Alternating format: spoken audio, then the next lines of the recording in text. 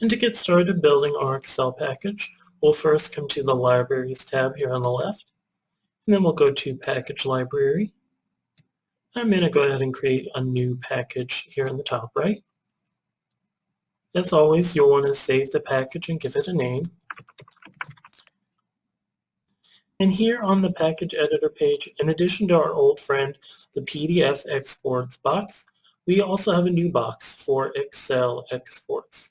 And you can actually mix and match between PDF format and Excel format. So if you have a cover letter that you want to include along with the Excel documents, you can certainly still do that. And you can actually still export the reports in PDF format if you would like, or Excel.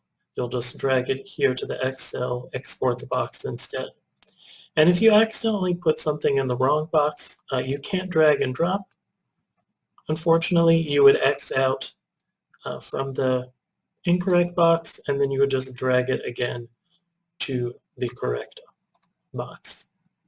And just so you know, if you're exporting to Excel and you have some custom formulas in these report templates, the formulas do also carry over to Excel. So if you have some sums or averages, Excel will show the actual formula and not just the numerical value of the formula.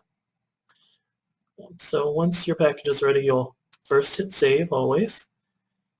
We'll download a copy.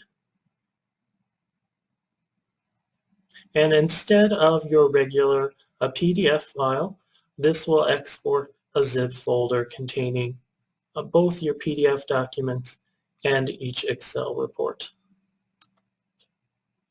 as you can see here. And you're all ready to export packages to Excel now.